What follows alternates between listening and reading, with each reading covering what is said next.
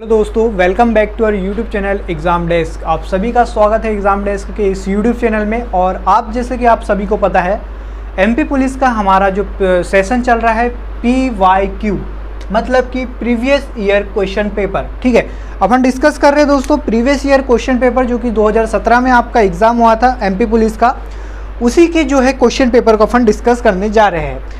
तो इसके जो है 4 लेक्चर हो चुके हैं। अपन ने कवर कर लिया था 4 सितंबर का जो पेपर हुआ था, उसके जितने भी तीनों शिफ्ट के पेपर को अच्छे से कवर किया था। तीनों शिफ्ट के जो भी क्वेश्चन पेपर आए थे उनको अपन ने डिस्कस कर लिए थे। और आज अपन कवर करने जा रहे हैं दोस्तों 19 अगस्त जो सेकेंड शिफ्ट का पेपर हुआ था उसके क्वेश्चन को अपन आज लेकर आ रहे हैं आपके समक्ष। और आज अपन 20 क्वेश्चन डिस्कस करेंगे और नेक्स्ट क्लास में जो बाकी के 20 क्वेश्चन बच जाते हैं, आपको ज्ञात होना चाहिए दोस्तों कि 40 क्वेश्चन जो है मैथ्स से पूछता है। कभी कभी कम हो जाते हैं, रेशियो कम ज़्यादा होते चलता है। कभी 35 क्वेश्चन पूछता है, कभी 40 क्वेश्चन पूछता है। तो जितने भी क्वेश्चन है इस पेपर सेट में, जो कि सेकेंड शिफ्ट का पेपर है 19 सितंबर का, उसको अपन आज कवर करेंगे। तो फर्स्ट क्वेश्चन आपकी स्क्रीन पर आ रहा है, आप इसे देखिए और इसे सॉल्व करने का प्रयास कर लीजिए। ठीक है, पहला क्वेश्चन क्या बोलने चल रहा है, अब मैं यहाँ से पढ़ देता हूँ कि 750 रुपये का बहुत ही इजी क्वेश्चन है। 750 रुपये को A, B और C में इस प्रकार बांटा जाए कि A अनुपात B 5:2 हो और B अनुपात C 7:13 हो। ठीक है, तो B को कितने रुपये मिलेंगे। आई थिंक ये क्वेश्चन अपन ने डिस्कस किया भी था, तो रिपीट क्वेश्चन करते हैं, मतलब कि एक शिफ्ट के क्वेश्चन दूसरे शिफ्ट में रिपीट कर सकते हैं, ऐसा इससे अपन अनुमान लगा सकते हैं। तो चलिए, जिससे नहीं बना वो क्वेश्चन को इधर देखिए आप।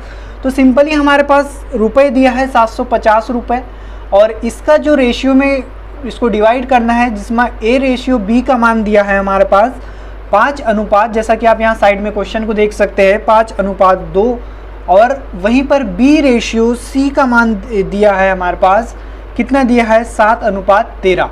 ठीक है, और आपको बताना है B को कितने रुपए प्राप्त हुए। तो यहाँ पर इस क्वेश्चन को बनाने की मैंने आपको प्रीवियस जो क्वेश्चन आपने देखा होगा वीडियो में, वहाँ पे भी मैंने बता दी थी। तो इसको सिंपली क्या करना है, जहाँ भी ब्लैंक शब्द दिख रहे, जहाँ भी ब्लैंक स्थान दिख रहा है, मतलब कि यहाँ एक ब्लैंक दिख रहा है, तो यहाँ पे इसके सामने प्लेस में क्या लिखा है, 2 लिखा है, तो यहाँ पर भी आप क्या लिख देंगे, 2 लिख देंगे। उसी प्रकार से यहाँ पर भी आप 7 लिखा है, तो यहाँ पर भी आप 7 लिख देंगे।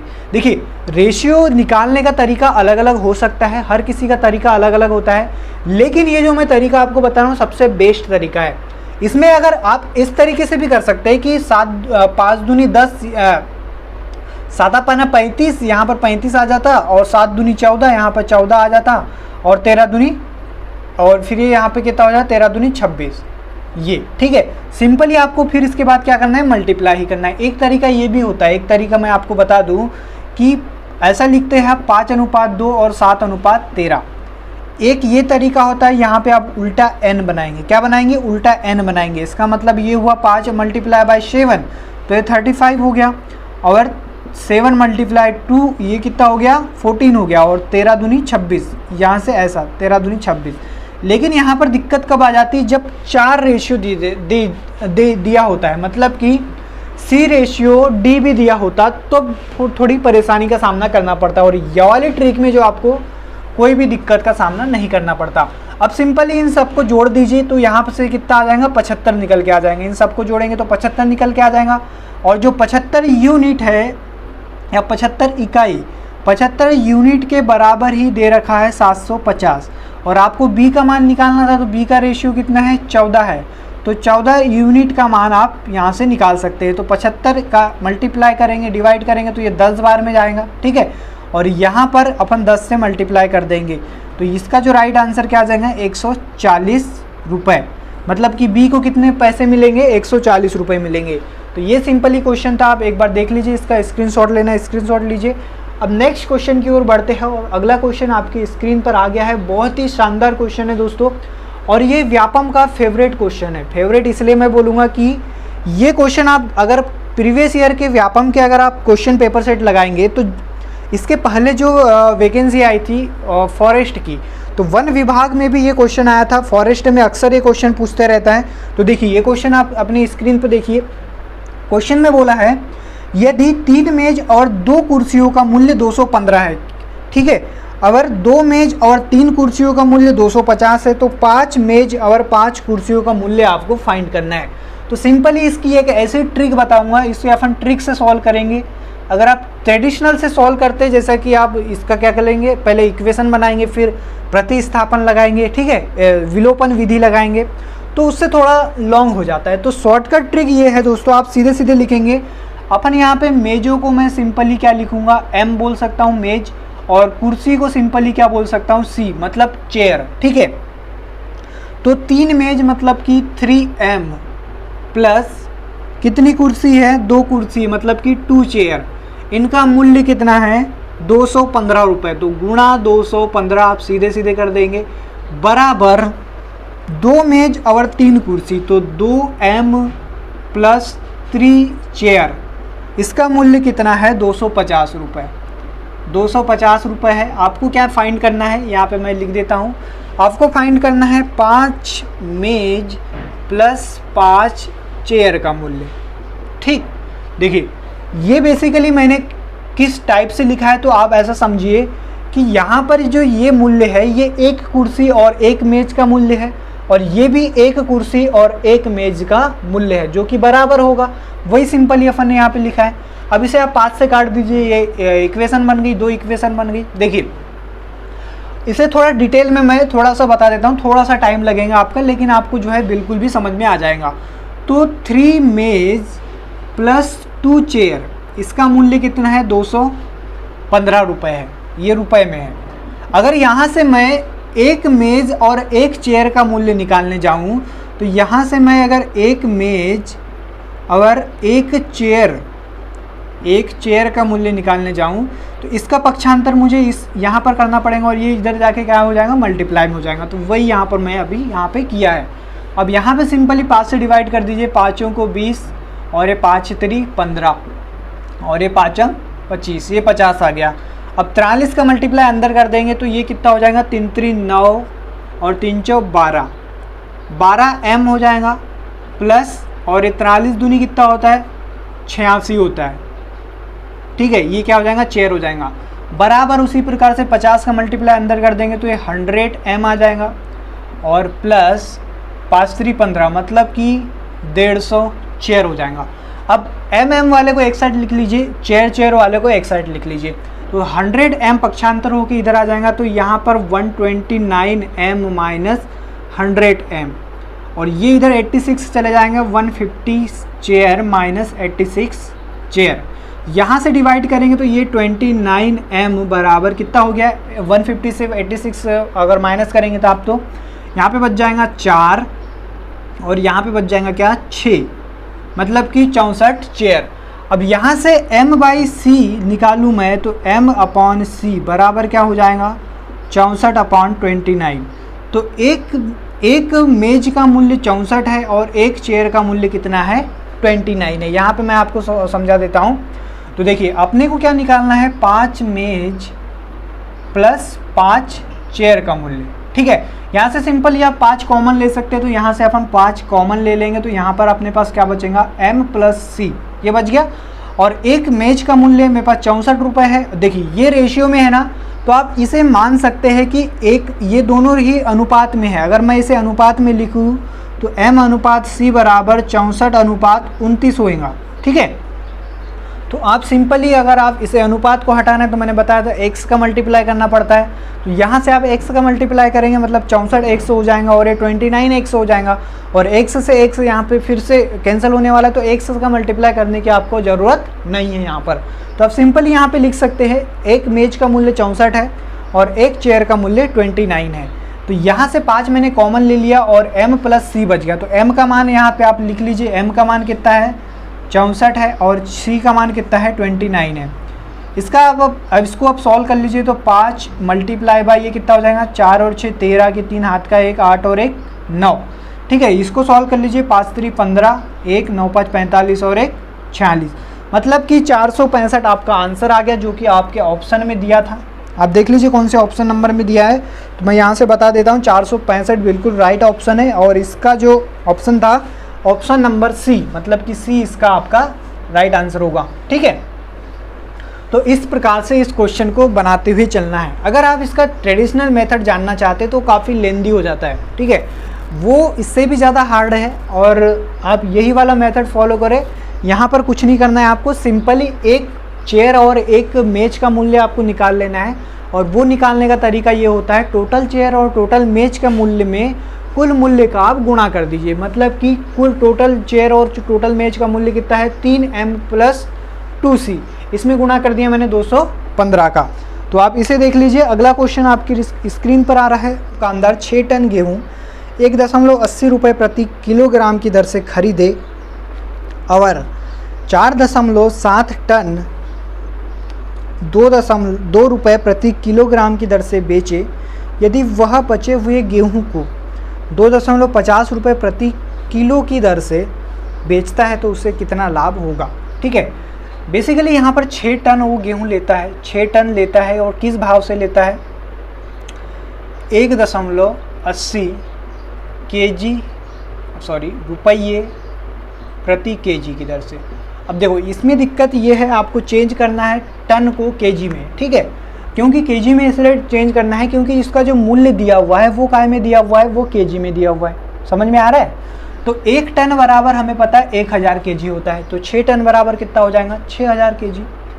तो 6000 केजी का जो खरीद रहा है किस भाव से 1.80 पैसे के भाव से, तो ये इसका क्या हो जाएगा, खरीद रहा है तो क्रय मूल्य हो जाएगा। जब इसे आप सॉल्व करेंगे तो इसका क्रय मूल्य कितना निकल के आ जाएगा 18 छक्के कितना होता है 108 और ये 0 ये 0। ठीक है, 10,800 रुपये हो जाएगा। आगे बात करते हैं इसका जो एसपी है, बेच रहा है कितना 4.7 टन को, मतलब कि 4700 4.7 ही है ना, हाँ 4.7 टन। इसको फिर से अपन चेंज करेंगे तो 4700 केजी हो जाएगा और ये इसे बेच रहा है 2 रुपये प्रति केजी की दर से।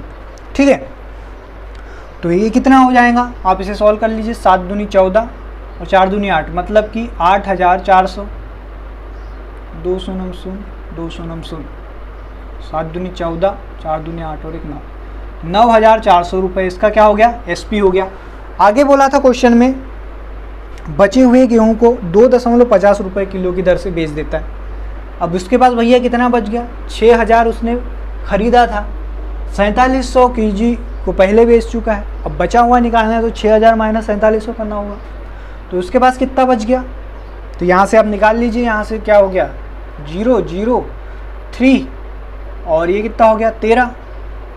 इसे बेच रहा है 2.50 पैसे के भाव से, तो ये कितना हो गया, इसको अगर आप सॉल्व करते हैं तो 13×5 13 दूनी 26 और 6 32,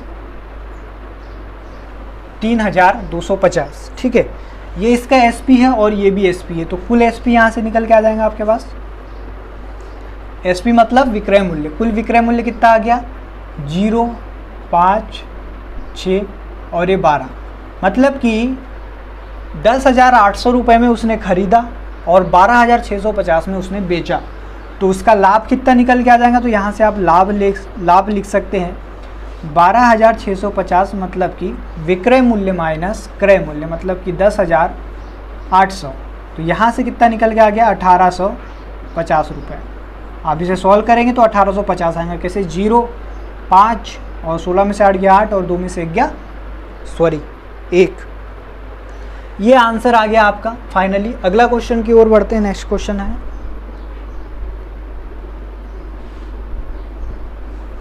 चलिए नेक्स्ट क्वेश्चन देखिए। नेक्स्ट क्वेश्चन आपकी स्क्रीन पे आ रहा है आपके समक्ष बहुत ही शानदार तरीके से, और ये जो क्वेश्चन है बहुत इजी है। यदि 3a बराबर 4b बराबर 5c है तो आपको फाइंड करना है a अनुपात b अनुपात c का मान क्या होगा। ठीक है, तो इस प्रकार के क्वेश्चन में आपको सिंपली एक ऐसी ट्रिक मैं बता रहा हूँ अभी, जो आप ऐसा अगर आपको दिख जाए 5c और ऐसा अगर आपको दिख जाए और आपको सिंपली निकालना है क्या a अनुपात b अनुपात c। बहुत से लोगों को ये आता भी होगा, लेकिन आप ट्रेडिशनल मेथड से करते होगे, जैसा कि यहाँ पर आप k मान लेंगे तो a बराबर क्या लिखेंगे k/3। तो ये ना करते हुए आप सीधे सीधे लिखो ना, a बराबर 1/3 लिखो, b बराबर इसी को बटे में डाल दो, मतलब कि 1/4 लिख दो, और c बराबर 1/5 लिख दो। ठीक है, अब इसको सॉल्व करने का तरीका क्या होता है कि इन तीनों का एलसीएम ले लो, मतलब कि 3, 4 और 5 का एलसीएम ले लेंगे। कितना आएगा? 60 आएगा। अब देखिए मैंने देखते से ही बता दिया 60 आएगा। आप भी बता सकते हैं, वो कैसे कि इन तीनों में सबसे बड़ी संख्या क्या है? 5 है। 5 है। अब 5 का आप पहाड़ा ऐसे पढ़ेंगे कि 5 का भाग भी जाएगा। अब 5 का पहाड़ा पढ़ेंगे तो 5 का तो जाएगा ही जाएगा, लेकिन उसमें 4 का भी जाना चाहिए और 3 का भी जाना चाहिए। अब 5 दूनी 10 होता है, तो आप मुझे ये बताइए 10 में क्या 4 का भाग जाएगा? तो आप बोलेंगे नहीं जाएगा। आगे बढ़ते हैं, अगर नहीं जा रहा है तो आगे बढ़ो, वहीं रुकने की ज़रूरत नहीं है। तो 15 होता है, 15 में भैया 3 का तो जाएगा लेकिन 4 का नहीं जाएगा। फिर आगे बढ़ो, फिर आगे बढ़ो, 20 आएगा, 20 में फिर दिक्कत है, ठीक है, 3 का नहीं जाएगा। फिर आगे अपन 40 देखते हैं, 40 में भी 4 का जाएगा लेकिन 3 का नहीं जाएगा। ऐसा करते करते अपन अगर 60 आते हैं, 60 संख्या लेते हैं, 40 के बाद 50 आता है, ठीक है, 50 के बाद 60 आता है। अब 60 में 3 का भी जाएगा, 4 का भी जाएगा, 5 का भी जाएगा, तो हमारा एलसीएम क्या निकल के आ गया? 60 निकल के आ गया। ठीक, इस प्रकार से आपको डायरेक्ट निकालना है। तो 60 गुणा 60, सब में 60 का मल्टीप्लाई कर दो। अब इसको सॉल्व करेंगे तो ये कितना आ जाएगा? 30 दूनी 60 होता है, सॉरी 3 दूनी 6 होता है, और 15 चौके 60 होता है, मतलब कि 15, और 12 पंचे 60 होता है, मतलब कि 12। तो इसका आंसर क्या हो गया? 20:15:12 करेक्ट आंसर हो गया। ठीक है, नेक्स्ट क्वेश्चन पे आइए। ये क्वेश्चन तो सबसे बन गया होगा। नेक्स्ट क्वेश्चन देखिए, 12 लीटर के 20% विलियन में कितने लीटर एसिड होगा? निकालना है आपको। बहुत इजी क्वेश्चन। देखिए एमपी पुलिस में उतने ज़्यादा हार्ड क्वेश्चन नहीं पूछता, बहुत इजी क्वेश्चन आते हैं। और अगर आप संयम से तैयारी करते हैं, अच्छे से तैयारी करते हैं हमारे साथ रहते हुए, तो आप जो है आपका जो है पेपर आसानी से निकल जाएगा। तो क्वेश्चन में क्या बोला है? 12 लीटर के 20% में, यही निकालना है, सिंपल ही आपको इसका प्रतिशत। तो इसको आप सॉल्व करेंगे, 20 पंचे 100 और ये 2.4 आपका आंसर आ जाएगा। ठीक है, 2 सेकेंड में क्वेश्चन सॉल्व। अगला क्वेश्चन देखिए, अगला क्वेश्चन आपकी स्क्रीन पर आ गया है। x और y की आयु का अनुपात, x अनुपात y कितना है? 6:5, 6:5 है। y और x की आयु का गुणनफल 30 है, मतलब कि x × y बराबर 30 है। ठीक है, आपको निकालना है y की एज। आप दोनों की एज निकाल सकते हैं। तो आप ऐसा डायरेक्ट नहीं कर सकते कि 6 पंचे 30 और 30 से 30 काट दो, ऐसा बिल्कुल नहीं होगा, क्योंकि यहाँ पर जो संख्या मल्टीप्लाई में है उसको भी अपन सॉल्व करना पड़ेगा। तो इसे आप x बराबर क्या मान सकते हैं? 6a, ठीक है, दोनों कॉमन, और y बराबर क्या मान सकते हैं? 5a। अब इन दोनों का मल्टीप्लाई है तो 6a × 5a बराबर कितना है? 30। 6 पंचे 30, ये 30 आ गया, 30a² बराबर क्या हो गया? 30 हो गया। अब 30 से 30 कट जाएगा, a² बराबर 1 आ जाएगा, और यहाँ से a का मान आप निकालना जाएंगे तो आपके पास 1 आ जाएगा। तो आपको क्या पूछा था? y बराबर, तो यहाँ पर a का मान पुट कर दीजिए, तो y की एज निकल के आ जाएंगी क्या? 5 वर्ष, जो कि आपका आंसर आ गया। इस प्रकार से इस क्वेश्चन को सॉल्व करेंगे, क्योंकि कई लोग क्या करते हैं डायरेक्टली यहाँ से सॉल्व कर देंगे। 6 पंचे 30 और 30 डिवाइडेड बाय 30 1, और a का मान 1 आ जाएगा, और a का मान आप यहाँ पुट कर देंगे 5 में, तो 1 तो यहाँ पर आंसर आ जाएगा। लेकिन अगर थोड़ी सी वैल्यू चेंज कर दिया जाए, जैसे कि यहाँ पे 30 था और यहाँ पे 60 दे दिया जाए, तब आपका आंसर नहीं आएगा भाई, तब आपके आंसर में थोड़ी गड़बड़ी हो सकती है। चलो नेक्स्ट क्वेश्चन की ओर बढ़ते हैं। नेक्स्ट क्वेश्चन है आपके स्क्रीन पर आ गया। नेक्स्ट क्वेश्चन देखिए,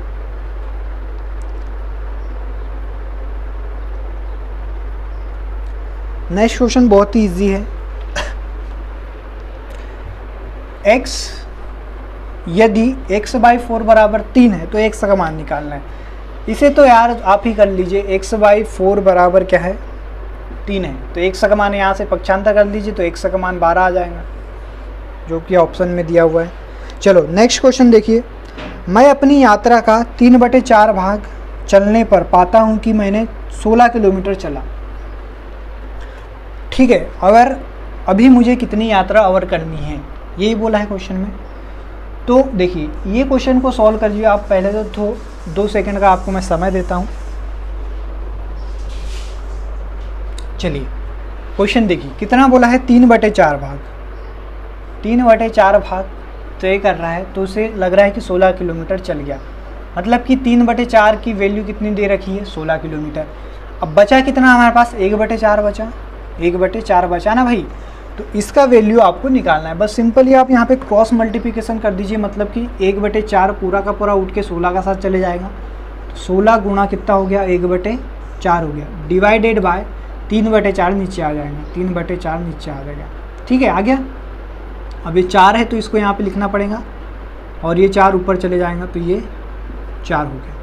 ये 4 से ये 4 कट गया, और 3 का मल्टीप्लाई यहाँ पे करेंगे तो 3 5 15, 1/3 आपका आंसर आ गया, जो कि आपके ऑप्शन में दिया हुआ है। ठीक है, सिंपल था। सिंपल क्वेश्चन आते, बस आप कॉन्सेप्ट एक बार समझ लीजिए।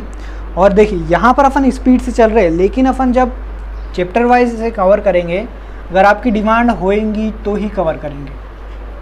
तो अपन बेसिक भी जानेंगे अच्छे से, आराम से आपको चैप्टर वाइज भी कवर करवाते हैं। आपकी डिमांड के ऊपर है, आप बोलेंगे तो ही भैया, नहीं तो अपना तो।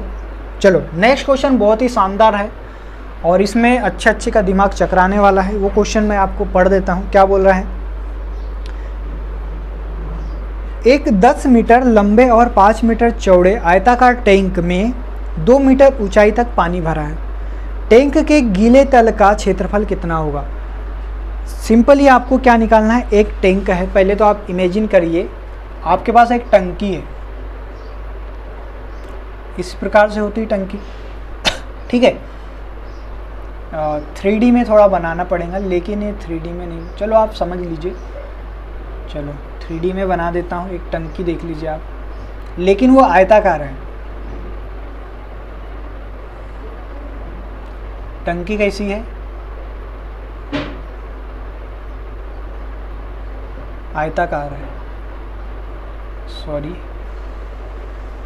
This is tank. थोड़ा गड़बड़ बन गया, चलो कोई बात नहीं, ये छोड़ो। अब ऐसे ही समझ लीजिए, चित्र नहीं बन रहा यार, चित्र कैसे बनेगा भाई। एक टंकी है, और इसकी लंबाई मतलब कि L कितना दिया है, 10 मीटर। चौड़ाई मतलब कि बिट B कितना दिया है, 5 मीटर। और ऊंचाई मतलब कि H 2 मीटर। यहाँ तक पानी भरा है, और आपको निकालना है गीले तल का क्षेत्रफल। आपको पूरा का पूरा टंकी का क्षेत्रफल नहीं निकालना है, जितना भाग गीला हो रहा है। मतलब कि अगर आप एक ऐसी टंकी को इमेजिन करें, ये एक टंकी है, मान के चलो सिलेंडर ही बनाना पड़ रहा है, क्योंकि सिलेंड्रिकल आसान होती है थोड़ी। ये भाग जो गीला हो रहा है, इसकी जो दीवारें गीली हो रही है, पूरी की पूरी तीनों दीवार गीली हो रही है। ठीक है, और नीचे का तल भी गीला हो रहा है। तो इसका आपको क्षेत्रफल निकालना है। कैसे करेंगे आप, हाँ बनाइए। तो देखिए, इसे आप करने के लिए सिंपली क्या करेंगे आप, पहले तो दीवारों का क्षेत्रफल निकाल लीजिए। चारों, भाई टंकी तो 4 दीवार तो होगी ना, चारों दीवारों का क्षेत्रफल प्लस क्या का क्षेत्रफल, आधार का क्षेत्रफल, टंकी के आधार का क्षेत्रफल, आधार का एरिया। तो ये क्या निकल जाएगा, कुल एरिया निकल जाएगा, उसका गीले भाग का एरिया निकल जाएगा, जिसे आप वक्र पृष्ठ भी बोल सकते हैं। क्या बोल सकते हैं, वक्र पृष्ठ। ठीक है, तो चारों दीवारों का क्षेत्रफल का फार्मूला होता है 2 गुणा L plus B into height. और आधार का क्षेत्रफल, तो आधार तो ऐसा का ऐसा एक आयत ही बनेगा, तो इसका लंबाई गुणित ऊंचाई, चौड़ाई। तो यहाँ सिंपली आप पुट कर देंगे। L का मान कितना है, 10 प्लस 5 गुणा 2 प्लस L कितना दिया है 10 और B कितना दिया है 5। तो यहाँ से इसको सॉल्व करेंगे तो 15 15 दूनी 30 और 30 दूनी 60, और ये कितना हो गया 50। तो इसका आंसर क्या हो गया 110 वर्ग मीटर, जो कि करेक्ट आंसर है आपके ऑप्शन नंबर कौन से में दिया हुआ है आप देख लीजिए, बी। ठीक है, देखिए ये क्वेश्चन आ गया, एक संख्या के अंकों का गुणनफल 12 है और यदि इस संख्या में 36 जोड़ दिया जाता है तो इसके अंकों का स्थान परस्पर बदल जाता है। अंकों का गुणनफल a इंटू बी बराबर 12 है और जब इसे अगर अंक बदल दिए जाते हैं, मतलब कि b इंटू ए कर दिया जाता है, सॉरी इस अंक में जब 36 जोड़ दिया जाता है मतलब कि a प्लस बी में, सॉरी a इंटू बी में क्या जोड़ देंगे अपन, 36 जोड़ देंगे तो इसके जो अंक हैं क्या बोल रहे हैं, परस्पर बदल जाते हैं। तो ये जो क्वेश्चन है आपका ऑप्शन मतलब कि आप इसे कैसे सॉल्व करेंगे, चेक बाय ऑप्शन, ऑप्शन से चेक करेंगे। तो ऑप्शन नंबर मैं यहाँ लिख देता हूँ, ए बराबर क्या दिया है 43, बी ऑप्शन दिया है 26, सी ऑप्शन दिया है 34 और डी ऑप्शन दिया है 62। अब जो थ्योरी दी है उन्हें ऑप्शन में मैच करने का अपन प्रयास करेंगे। सबसे पहले अपन देखते हैं कि सारे के सारे ऑप्शन का क्या मल्टीप्लाई 12 है, क्योंकि बोला है कि दो अंकों का गुणनफल कितना है 12 है। तो देखते हैं ऑप्शन नंबर ए की बात करें तो 4 3 12, 6 दूनी 12, 3 4 12 और 6 दूनी 12 बिल्कुल सही है, चारों के चारों ऑप्शन हो सकते हैं। लेकिन दूसरी कंडीशन के ऊपर भी खरा उतरना चाहिए। दूसरी कंडीशन क्या बोलती है कि जब इसमें इस संख्या में 36 जोड़ देते हैं तो मतलब कि अपन अगर तो उनके अंक का स्थान परस्पर बदल जाता है। ठीक है, 36 जोड़ने पर जो है अंक बदल जाते हैं, मतलब कि अगर इसमें मैं 36 जोड़ दूंगा तो ये अंक क्या हो जाएगा 3 4 होना चाहिए। क्या ऐसा होगा, बिल्कुल नहीं होगा, तो ये ऑप्शन गलत हो जाएगा। ये अंक क्या हो जाना चाहिए 62 हो जाना चाहिए। अब इसमें 36 जोड़ के देखिए आप, 6 6 12 होता है और 3 2 5 और 1 6 होता है, तो बिल्कुल 62 होता है 36 जोड़ने पर। तो राइट आंसर क्या हो जाएगा, बी आपका करेक्ट आंसर हो जाएगा। तो इस तरीके से आपको ये क्वेश्चन को सॉल्व करना है। चलिए अगला क्वेश्चन आपके स्क्रीन के समक्ष आ रहा है। अगला क्वेश्चन देखिए, बहुत ही शानदार तरीके से अपन अगला क्वेश्चन को सॉल्व करेंगे। हाँ, एक कार किसी दूरी के चौथाई हिस्से को 25 किलोमीटर प्रति घंटा की चाल से तय करता है और शेष दूरी को इसकी दुगनी चाल से तय करता है। यदि उसे कुल समय 10 घंटे लगता है तो कुल दूरी निकालना है। तो आप कुल दूरी मान सकते हैं, इसे सॉल्व कर देता हूँ मैं फटाक से। इसकी दूरी d है और इस d के 1/4 भाग को कितने दूरी में तय करता है, क्या स्पीड से करता है 25 किलोमीटर प्रति घंटा। मतलब कि स्पीड का फॉर्मूला क्या, सॉरी टाइम बराबर क्या होता है d/s।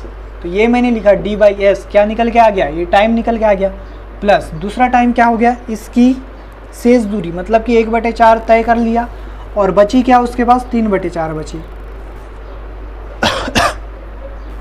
3/4 बचेंगी ना, क्योंकि देखिए 1/4 तय किया था और जो दूरी है 1 है और 1 में से 1/4 को अगर आप माइनस करेंगे तो 3/4 बचेगा। ठीक है, तो 3d/4 और ये दूरी को इसके दुगनी गति से तय करता है। मतलब कि यहाँ 25 कर रहा था तो यहाँ पर क्या करेगा 50 करेगा। और ये टोटल समय कितना ले रहा है, टोटल समय इसका 10 घंटे लग रहे हैं। बस इसे सॉल्व कर लीजिए, डी का आंसर आ जाएगा। तो इसे आप सॉल्व करेंगे, ये 25 चौके 100 हो जाएगा, तो d/100 प्लस 3d बाई ये कितना हो जाएगा 200 बराबर 100। तो इसका एलसीएम लेंगे तो यहाँ से 200 निकल के आ जाएगा और 2 ऊपर चले जाएगा, 2d प्लस यहाँ पे 3 आ जाएगा, 3d बराबर 10। ये कितना हो गया 5d plus upon 200 equal to 10। यहाँ से 2 से और 2 दूनी 4, तो d बराबर कितना आ गया 400 आपका आंसर आ गया। ठीक, इस तरीके से आपको ये क्वेश्चन सॉल्व करना है। चलिए नेक्स्ट क्वेश्चन देखिए। नेक्स्ट क्वेश्चन बहुत ही अच्छा है।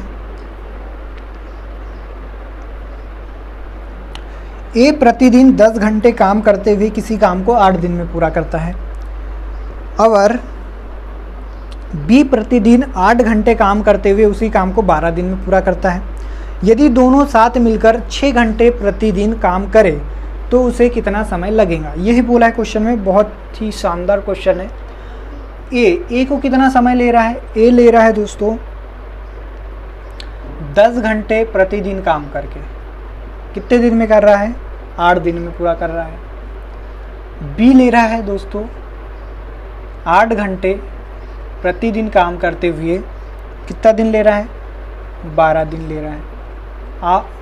अब आपको बताना है कि ये दोनों मिलकर 6 घंटे प्रतिदिन अगर काम करे तो कितने दिन में काम कंप्लीट हो जाएगा, ये बोला है क्वेश्चन में। तो देखिए, अगर ए एक दिन में 8 घंटे काम करता है तो 8 दिन में टोटल कितने घंटे काम करेगा, तो सिंपली आप बोलेंगे 10 गुणा 8, तो ये कितना हो गया, 80 घंटे। 80 घंटे हो गया।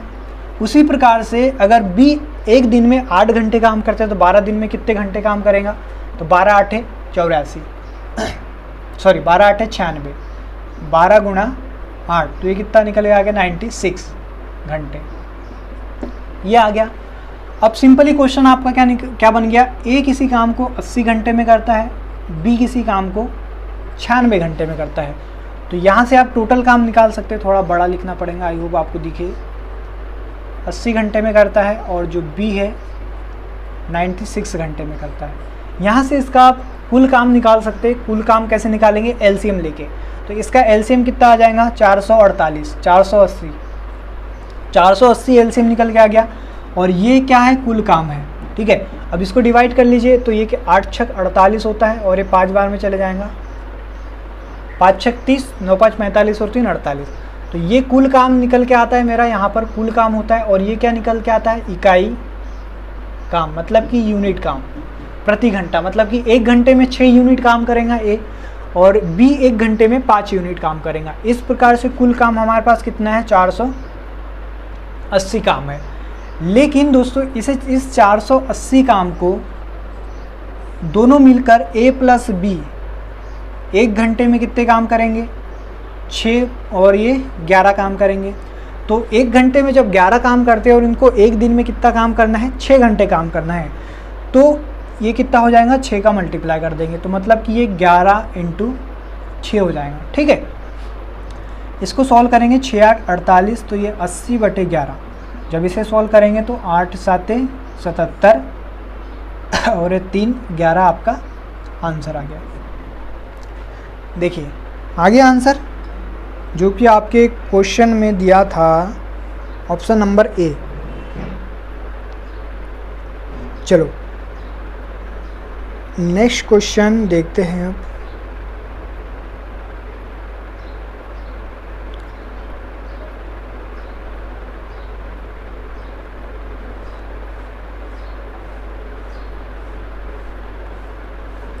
साठ किलोमीटर प्रति घंटा की चाल से चल रही एक कार को 200 मीटर की दूरी तय करने में कितना समय लगेगा, ये क्वेश्चन में बोला है।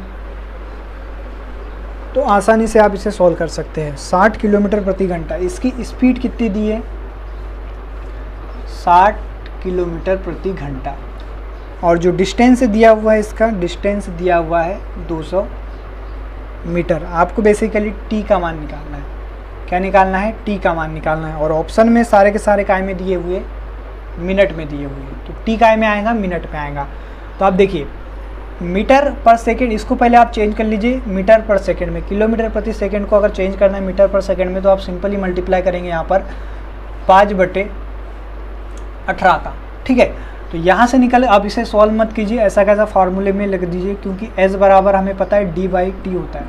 एस का मान क्या है, 60 × 5/18 बराबर डी कितना है, 200 मीटर अपॉन टी। यहाँ से टी आप याद रखेंगे सेकंड में निकलेगा।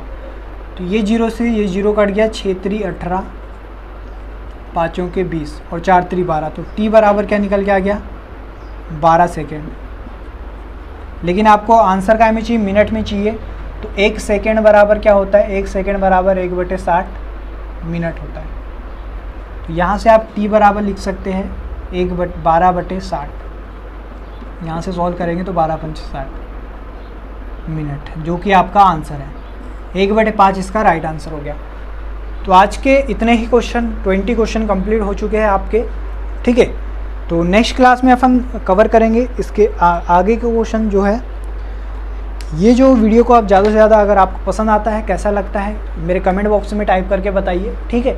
और ज़्यादा से ज़्यादा इस वीडियो को लाइक करें, शेयर करें अपने दोस्तों में, और जो मेरा यूट्यूब चैनल है उसे सब्सक्राइब करें। तो thanks for watching this video, bye bye, take care. और तैयारी अच्छे से आप करते रहिए। धन्यवाद। बहुत बहुत आपका। और क्या बताऊं, एक मोटिवेशन लाइन आपके लिए बहुत ही शानदार तरीके से, उसके साथ अपन सेशन को ख़त्म करते हैं। मैं यहाँ लिखूँ क्या नहीं लिखूँ, चलो मोटिवेशन लाइन है, रख हौसला वो मंझर भी आएगा, रख हौसला वो मंझर भी आएगा, प्यासे के पास चलकर समंदर भी आएगा। ठीक है, प्यासे के पास चलकर समंदर भी आएगा, थक कर ना बैठ ए मंजिल के मुसाफिर, मंजिल भी मिलेंगी और मिलने का मज़ा भी आएगा। जी हाँ दोस्तों, आप काफ़ी मेहनत करते हैं, अच्छी सारी मेहनत करते हैं और उसके बाद आप सफलता पाते हैं, तो उस सफलता का आनंद ही कुछ अलग होता है, बहुत ही मज़ा आता है। इसी के साथ हम इस वीडियो को स्टॉप करते हैं। बाय बाय, धन्यवाद।